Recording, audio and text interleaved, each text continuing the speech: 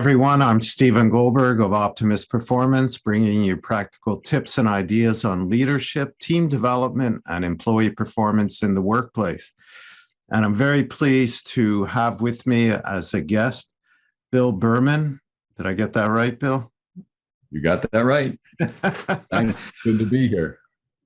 So Bill has 30 years experience as an executive coach, senior line manager, clinician, licensed in New York and Connecticut, and an academic. Bill has advised executives from multiple industries, including financial services, pharmaceuticals, publishing, and technology companies, and worked with CEOs and teams at the C-suite, managing director, and general functional management levels. Bill started his own software company in 1994 to track healthcare outcomes, which he subsequently sold to an enterprise healthcare information system company. He's the author of more than 50 research articles and books, including Influence and Impact, Discover and Excel at What Your Organization Needs from You the Most, published by Wiley in 2021. I do work with Wiley, by the way, as well. Oh, great. Bill has a BA from Harvard College and a PhD from Yale University. So welcome, Bill. So happy to have you with me today. Great. I'm looking forward to speaking with you. Excellent. Thanks for having me. So we're going to talk about your latest book. What is the name? Again, I just read Influence and Impact. Influence and Impact. Discover, and the subtitle is Discover and Excel at What Your Company Needs from Your Organization Needs from You the Most. Okay. So that's interesting. Why is that a problem in today's industries with your customers? Explain that problem a bit more so people can identify with it. So over the past 15 or so years, I've been coaching a lot of different people. And I find that for a fair number of them, that they are doing a pretty good job on most of the things that they're supposed to do, but if they're not getting ahead or they're struggling a little bit, it's often because they're missing on one of two things. Either they haven't quite really understood what their job is from other people's perspective, or they haven't understood the culture that they're working in. And both of those things can cause people to just miss enough to not get ahead, to not get the promotions that they're looking for, to not get the raises and bonuses that they're looking for. And so the whole point of the book is to help people get 100% clear on what their job is according to their manager, their manager's manager, their stakeholders, their peers. What is the organization looking for from them rather than what are they looking for from the organization? And what is the culture? How do you operate in that organization so that people can use what you do and what you bring to the table most effectively? Now, you talk about, it sounds like getting clear on those issues, on what's expected of them, and understanding the culture. Now, can anybody use this approach, or do you have to be a special human being? No, absolutely. The book was written for anybody, and it really applies anywhere from individual contributor up to the C-suite. And people think, oh, of course, if I'm an executive, I know what my job is. But a lot of times I find that they're just a little bit off. They've misread what the board wants. They've misread what their CEO is really looking for, or they're bumping up against what their peers want from them rather than what they want to do. And, you know this as well as I do. The 20th century was management by authority. The 21st century is management by influence. You can't get anything done these days by telling people what they need to do because they just tend to ignore you. And so you really have to get people to want to follow you, to want to listen to what you have to say. And the best way to do that is to listen to them and hear what they have to say so that you understand their needs and they feel understood by you, and you do everything you can to both meet your own needs and meet their needs at the same time. That's what gets people to follow you and go with what you want. And I've seen it with CEOs as well as with first line managers that just telling people what they need to do, what you want them to do, doesn't necessarily get you what you want. So let's dig down into this idea of influence and impact. So what do you mean by that? Like, how would somebody become more influential and thus drive more impact both for themselves and for the company? What's the process look like? So it's a fairly straightforward process. And for the executive coaches out there, it's a fairly expected process for most coaches. So you start out with trying to understand yourself. So what are your strengths? What are your values? What's important to you? What do you like? And making sure you understand who you are and how you best operate. Then you go and collect data on how what the organization wants. What do people think your job is? What are they expecting from you? What do they need from you? And then you start to assess, what is the culture? So how do we operate? Is this a culture of collaboration and shared consensus? Is this a culture of decision-making and authority? Do we share responsibility, or is it allocated to everybody? Do only senior people make decisions, or can anybody make decisions? So it's all those kinds of things that define an organizational culture that, if you don't understand them, anywhere from, how do you act on a day-to-day basis to how do you make decisions and how do you handle authority? If you don't understand how that works in your company or your organization, things aren't going to go well, because you may do exactly the right things, but you do them in a way that people can't understand. So, for example, I had a client who came from a small startup and was used to a very kind of rough and tumble, just get it done kind of culture. And he came into an organization through an acquisition that was very slow, very cautious, very consensus driven. And what happened is he started doing exactly what the company needed and what they had been acquired for, but he was doing it in this pushy sort of get her done kind of way, and that made everybody extremely uncomfortable. And so they resisted what he was trying to do.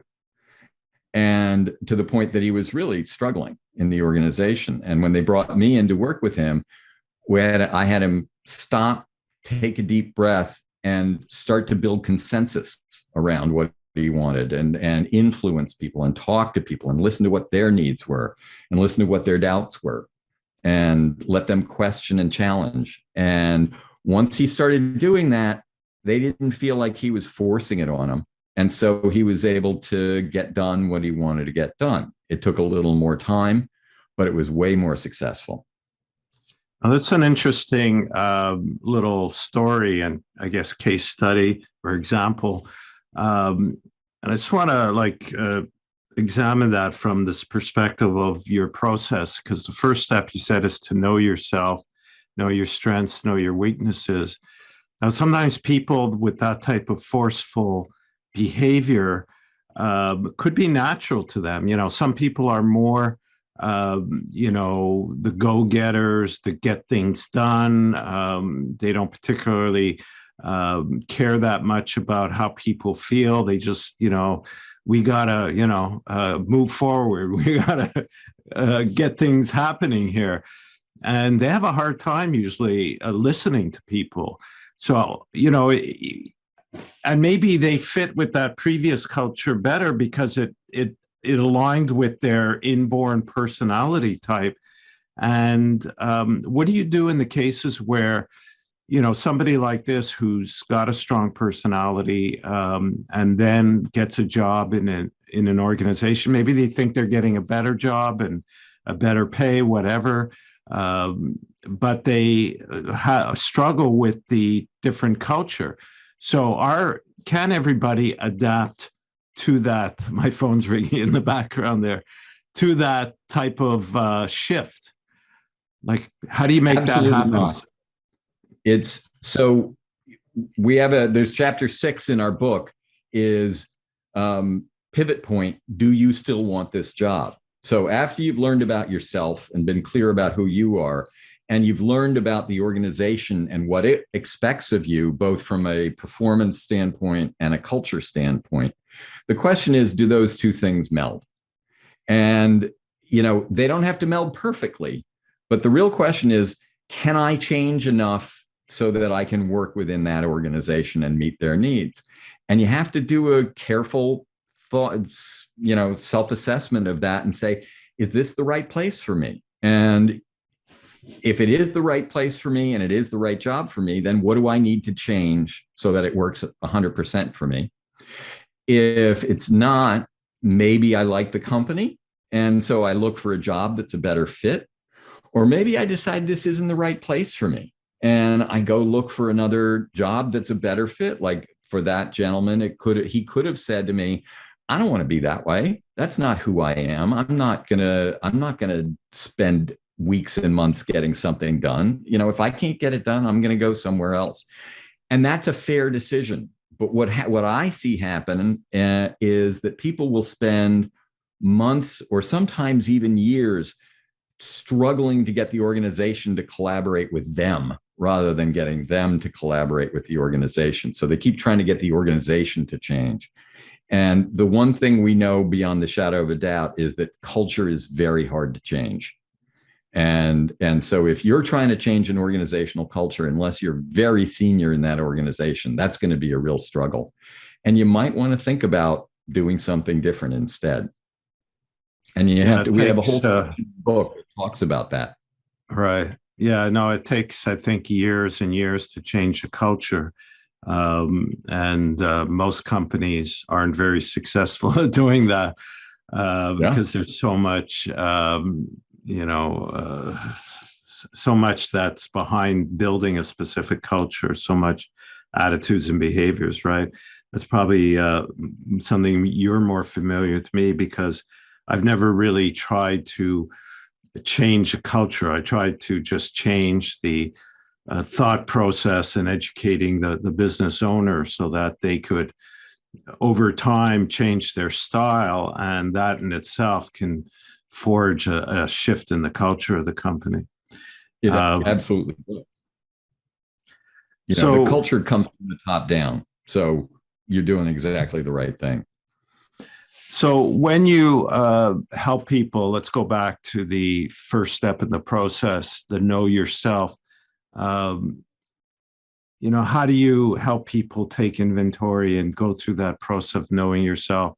I mentioned Wiley. I work with Wiley because I sell use one of their assessments for that purpose, to help people know themselves better, amongst some other tools.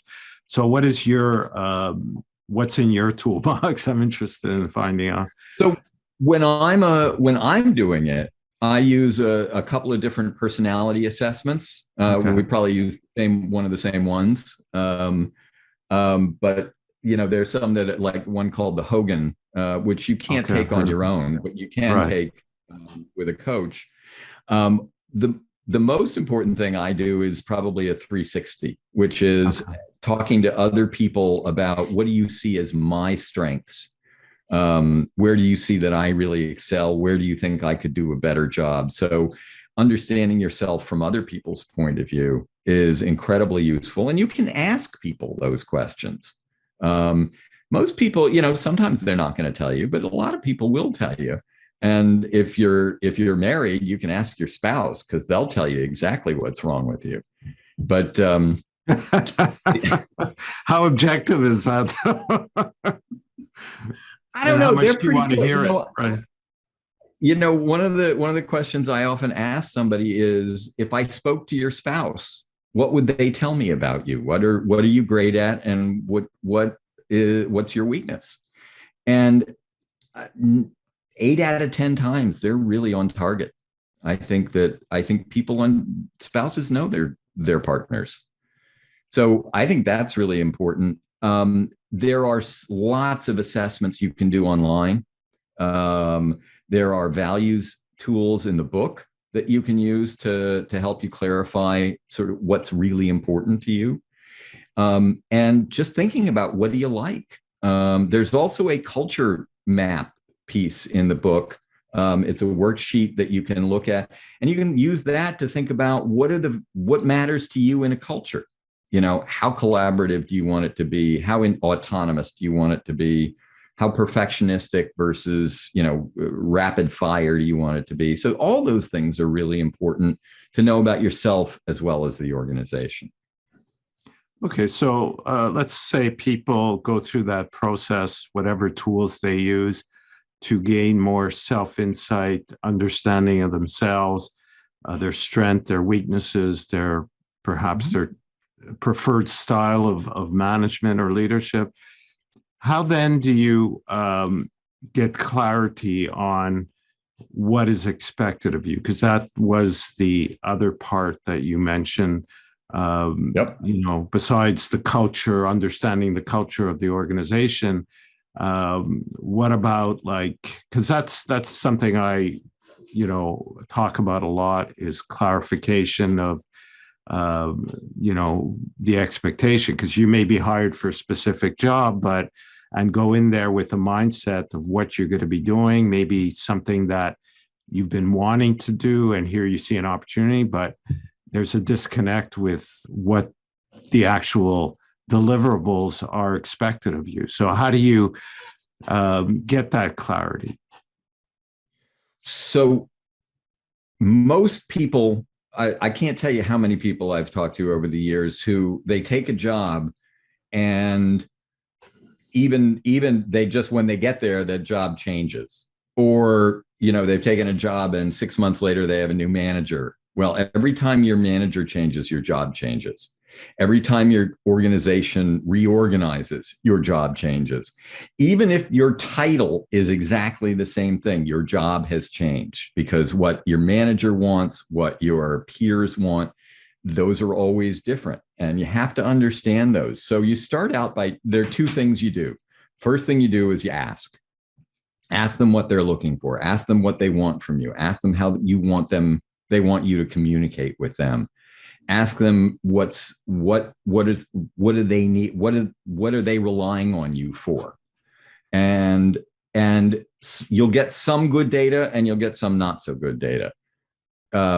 You'll know it's not good data when they're telling you, oh, whatever it is you want to do is fine with me, because you know it's not.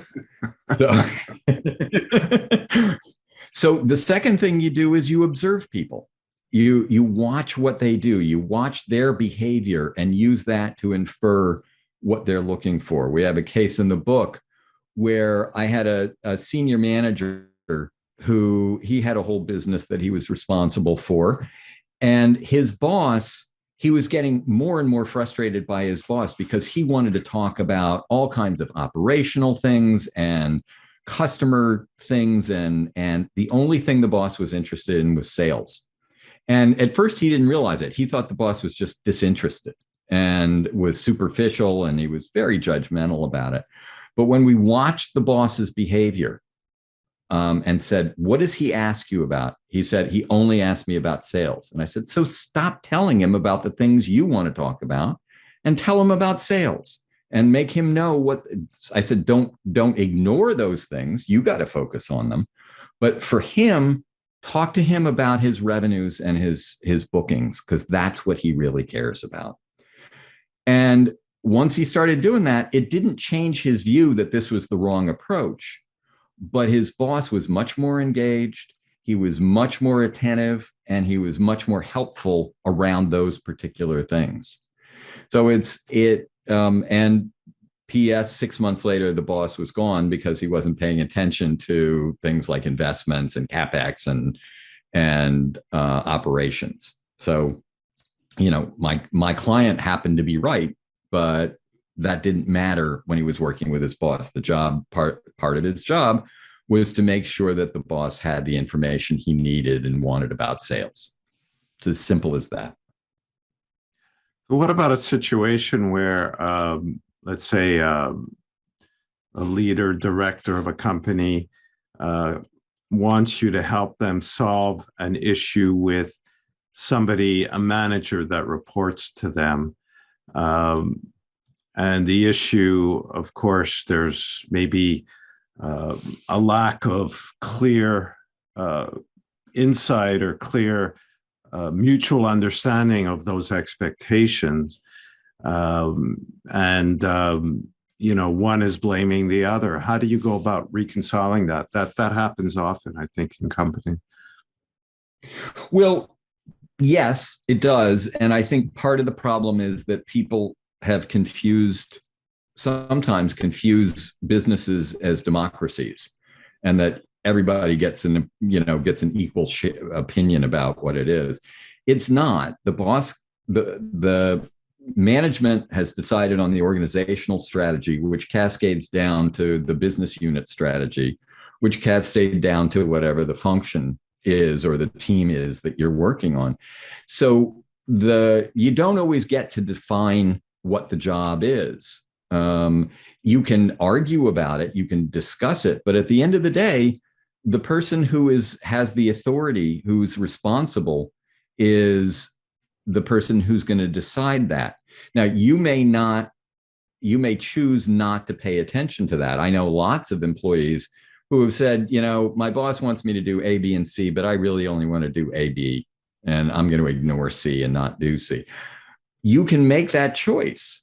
But if you don't listen to that manager, it's going to get you in trouble.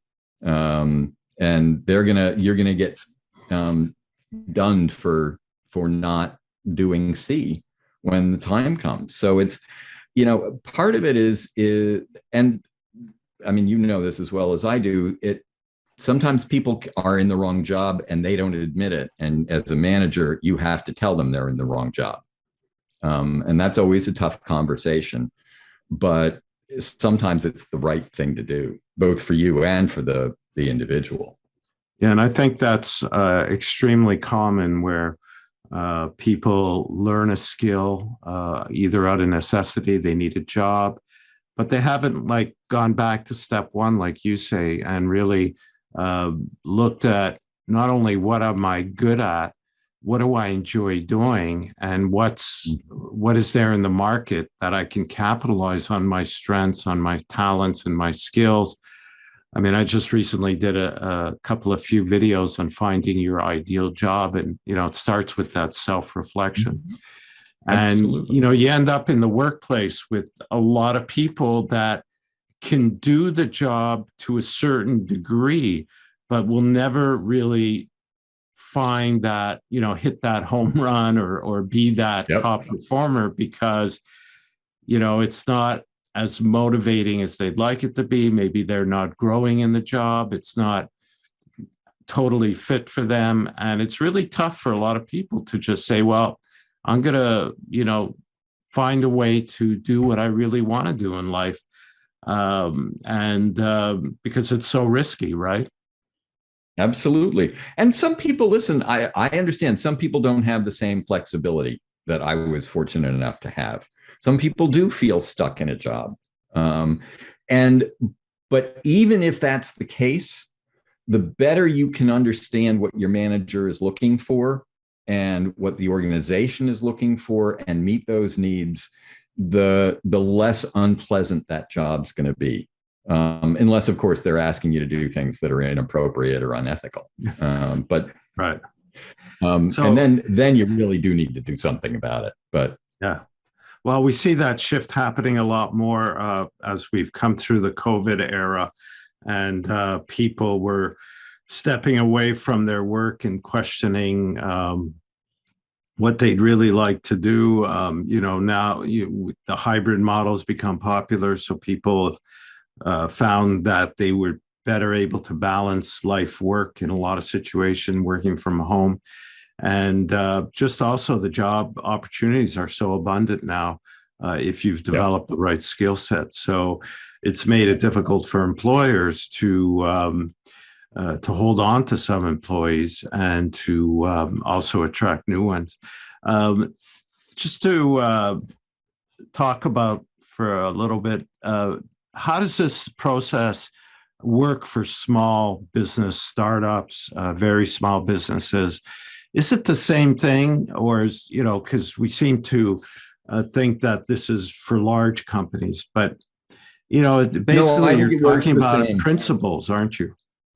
I think it works the same. I think even more so in a small company, you really need to understand what the owner is expecting from you, because they're the queen or king, or certainly the sovereign of their organization. Yeah. They decide what they want. They decide where the organization. And I'm not saying you shouldn't voice your opinion, but some some owners really want to hear your opinion, and some owners really don't. And if you keep giving advice to an owner who doesn't want to hear what you have to say, that's just going to start to frustrate them and annoy you. Or Yeah. frustrate you and annoy them. So it's understanding what the people around you want. Even in a small company, I consulted with a small company a few years ago, and it wasn't the manager who didn't want to hear from me. It was my peers. I inadvertently doing things that really annoyed them. And until I figured that out, I was having a real tough time working in that organization, because in this case, it was a cultural difference. I had a very different cultural style than they did. And so it wasn't, the manager was fine, but I was having real trouble with the other people in the organization. I agree. It's really the same process, whether you're a large or small company, because it's really, like I was trying to say before, principle based, what you're teaching, and principles don't lie. And you either understand them and adapt to them and utilize them, or you struggle against them, and principles is what human nature is really built on, right? And the same thing applies for the business owner, because for them it's not their boss, it's their customers, right? They have to understand, as a small business owner, you have to understand what your customers are looking for, and you have to meet their needs, because if you don't, they're going to go to somebody else. And so having that customer understanding, it's the same thing as having an understanding of your manager and your stakeholders. You have to understand what the rest of the world is looking for from you, as well as what you want to give to the rest of the world. Yeah, no, I agree with that concept 100%. You need to fill the needs of your employees and understand what those needs are. Because if you're not filling it, if you're the manager or the business owner and people are reporting directly to you, if you're not filling it, who is going to be filling it? Like providing the tools and all the things that they need to perform well. No, absolutely.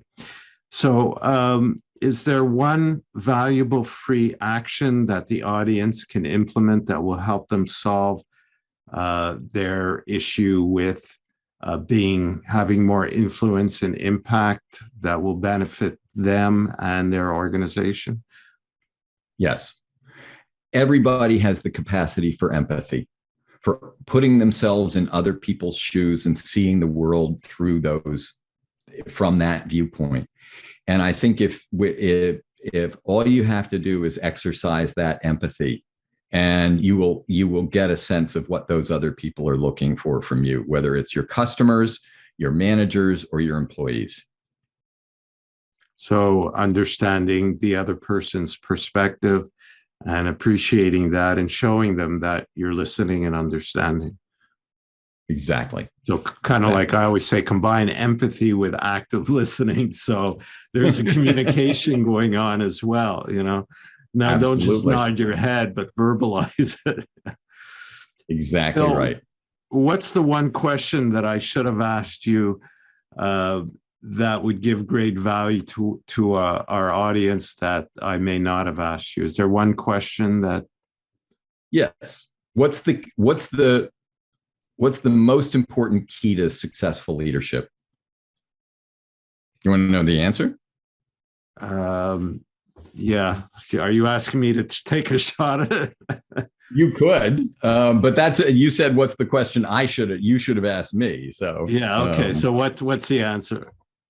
The answer is, successful leaders give their people something to believe in, someone to believe in, and someone who believes in them. Fantastic. That's it. You came up with that. I did not. I stole it. It was early on in my career. One of the senior executives that I worked with, who had been in the military, said that to me. And I did ask him, can I steal that from you? And he said yes. So I have permission to use it, but I wish. So can you repeat that again? Maybe I'm going to Absolutely. add that as a graphic here. Successful leaders give their people something to believe in, someone to believe in, and someone who believes in them. Fantastic. I love it. Yeah. And believing in them, empathy plays a big role in that, I guess, too. And positive reinforcement recognition is something that we can all do more of as leaders. You can hold people to very high standards and expect a lot from people if they feel like you believe in them. If they feel like you don't care about them or you're not important to them, you're gonna be seen in a very different light. Yeah, because that's where you establish the trust and the relationship, which is really the, I guess, the glue of good leadership and employee relationship. Absolutely. Well, Bill, thank you very much. So everyone, I'll put a link in the down below in the description or notes of the podcast to where you can, to Bill's website. And from there, you could find his resources, including his latest book on influence and impact, discover and excel at what your organization needs from you the most. I love that title. Very good. Again, thank you so much for being here today and sharing your wise information, your knowledge and experience. For those that haven't subscribed to the channel so far, please do so. That way you'll get news of new videos, turn on notifications, check out some of the related videos and also the articles in the blog section of my website. All that in the links below. Thank you again, everyone, and Bill, and we'll talk again soon. It's been a pleasure. Thanks very much, Steve.